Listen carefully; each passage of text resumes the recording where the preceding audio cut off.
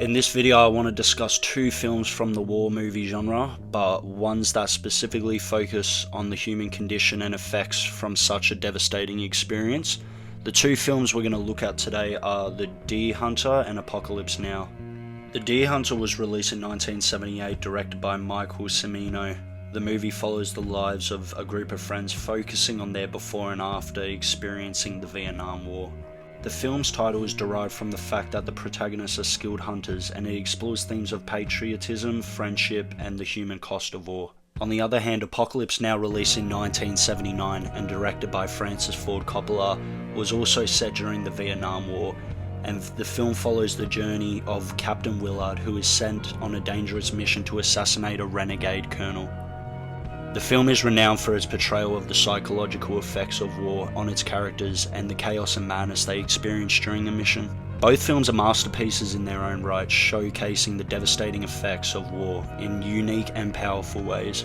Without any further introduction, let's get into the first film, and if you haven't seen any of these, I would recommend viewing before watching, but it's not completely necessary. Don't do it.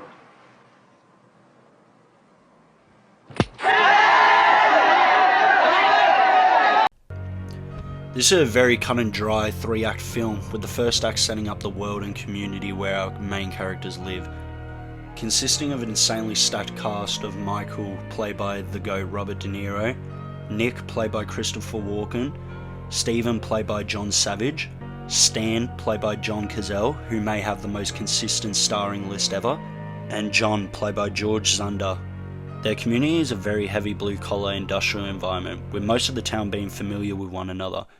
In the opening scenes during Steven's wedding, we come to learn that Michael has had previous feelings for Linda, played by Meryl Streep, but chooses to put that aside for his friendship for Nick, as he realises that they will soon marry. During the wedding, Michael, Nick and John have an encounter with an army veteran and are very surprised by his demeanour towards the war, foreshadowing what's to come. While the group of friends are very eager and intrigued as to what's coming in Vietnam, the veteran simply replies "fuck it" to most of their questions and requests, which angers and confuses Michael, displaying his strong personality early in the film. The final scene of the first act depicts the crew of boys having one last drink at a bar, where they display their camaraderie and bond between one another. The second act of the movie is aggressively introduced visually, as we are given barely any time to prepare for the switch between the bar scene to Vietnam, as I believe it's a straight cut to the next act with minimal transition, similar to how it felt for the soldiers. The film decides to focus on a situation the characters are faced with after being taken in as prisoner captives by the remaining corrupt Vietnamese soldiers. Russian roulette is used as a vessel to convey their freedom, as well as Michael's one-shot line, as he refers to killing livestock with, as their only escape from the demented games they are forced to play is death. Survival and pride is ripe with Michael, as he steers him and his friends to an escape, at times testing his morals and survival instinct as he loses hope for his friend Steven, whose mind has been stolen by the war and moulded into a mental shell of himself. Nick makes it out of war territory by helicopter rescue, but Michael and Steve miss the rescue, forcing them to stay for an extended period and wait for another opportunity.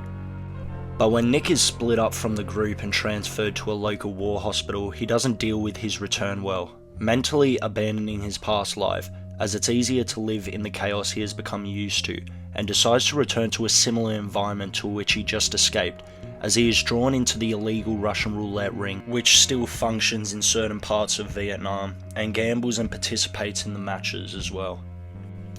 When Michael returns, many of his friends who stay behind are unchanged, yet his relationship with them is distanced, as he no longer shares much in common with them due to his experiences, with seeing and participating in activities his friends and community couldn't fathom to deal with. This is made very clear with the scene where Stan threatens John with a gun playfully, but Michael doesn't take good account of this due to his knowledge of the importance of life after his experience in Vietnam, and decides to show Stan his values by playing a game of Russian roulette with him. Michael, in comparison to his friends, is making a much better comeback to civilian life, but it's also hard to change from such a fast-paced life to return to a mundane, normal living situation. Michael still wears his valet everywhere he goes, signifying his personal connection to Vietnam. When Stephen returns, he doesn't feel welcome back into society, similar to Nick, and wants to reside in a disability care home as he feels he fits in there more out of insecurity. This angers Michael, as he can't stand to see all his friends result into a former shell of themselves, and not have the strength and willpower he upheld for the group during their service. He helps push Stephen to make connections back with his former life and relations, and Michael finds a large sum of money being sent to Stephen in the hospital coming from Vietnam, and realises that it's Nick who is sending him the money. Michael heads back down to his torture grounds in search of Nick, where he finds him lost in a state of psychosis and denial, participating in an active roulette game where Michael pleads with him to return to his former self and come back to his previous life. To no avail, as Nick loses the roulette match and unalives himself. Nick's brain was conditioned to a fast-paced, aggressive lifestyle, and he was caught in a deep hole that he couldn't dig out of, even with Michael's help. Great movie, great cast, great depiction of the war and the human condition. Absurdly high 8 out of 10.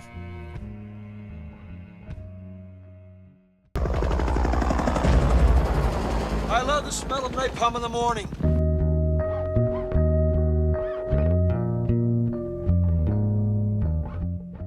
Inspired and loosely based on the novel Heart of Darkness, centered around Captain Willard, played by Martin Sheen, who has been given a mission to seek and destroy a rogue Special Force Commander, Colonel Kurtz, played by Marlon Brando, who has supposedly entered a state of insanity and is controlling indigenous tribes deep in Vietnam, using methods strictly prohibited by the American force. The irony of this mission is on full display, as they are commissioning a murder because of the murders that Kurtz have committed. While also pursuing this act that Willard must carry out, he experiences the environment and actions that cause Kurt's arc. Before Willard's selection for the mission, he wasn't fitting into society well at all, including his family life, where he reveals his lack of relationship with his wife after deployment and chooses a divorce to wait for his next mission anxiously.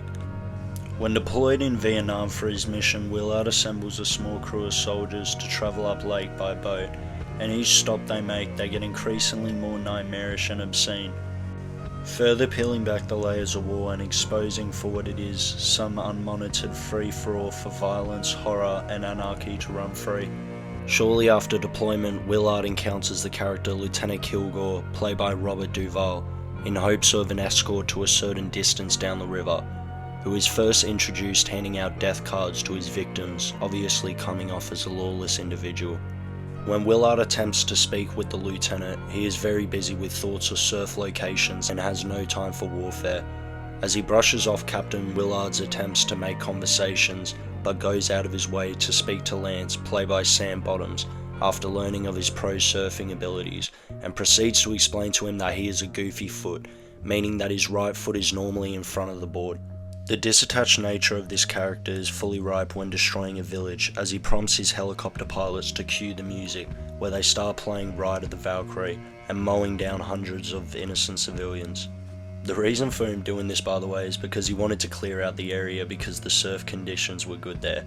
He also rarely reacts to loud explosives or gunfire going off in close proximity, making it seem like he really is home and feels no large threat in his environment.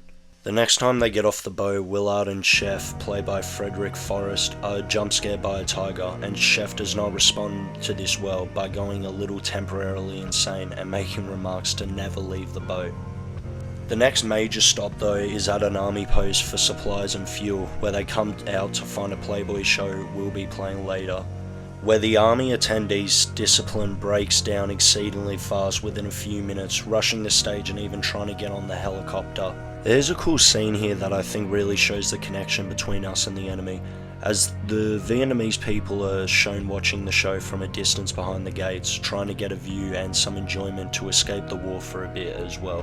We'll skip over the next stop where the crew trades oil for some time with the Playboys, which I think is a very unrealistic but exciting sounding concept. Instead we'll skip to the next, where they enter probably the most out of control war zone in this film. When Willard enters the trench, he finds total chaos. Most soldiers are just living off instinct at this point, as they are aimlessly shooting into the jungle at a single voice of a wounded soldier. Willard asks, "Who's the commanding officer here?" Ain't you? And to another, "Hey, soldier.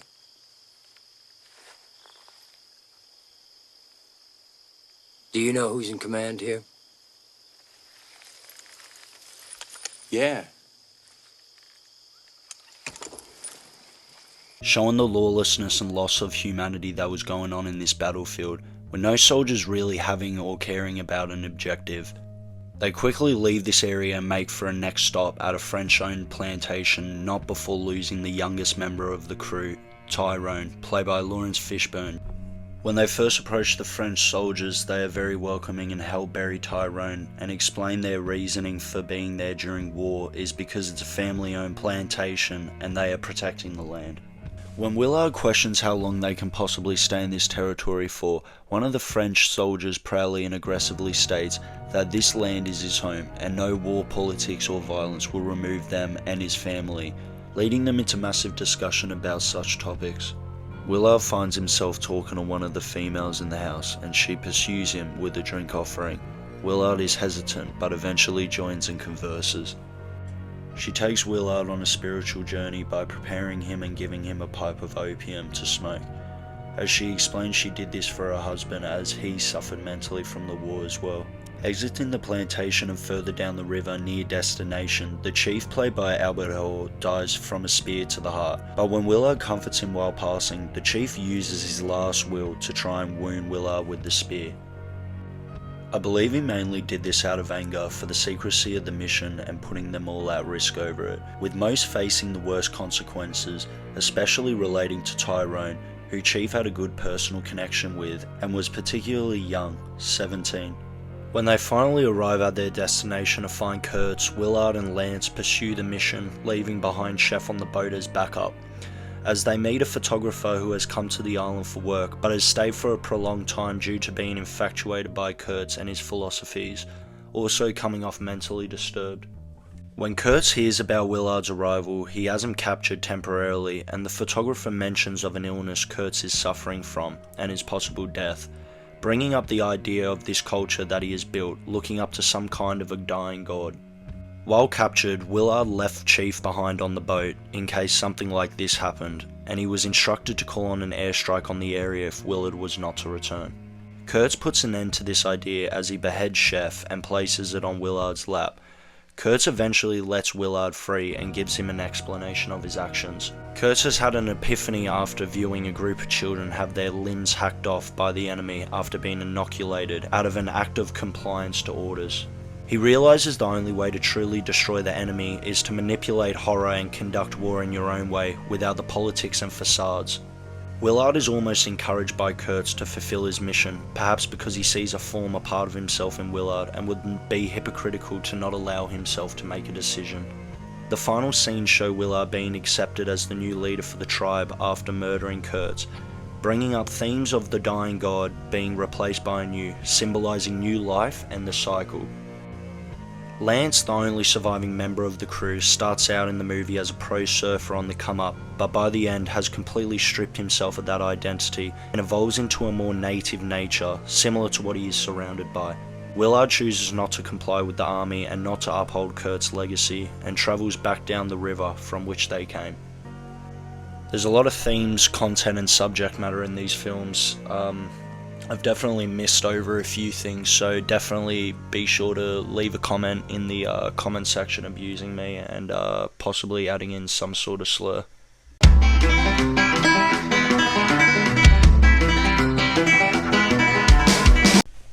I forgot to fucking rate the movie. 10 out of 10, maybe the best movie ever made, potentially.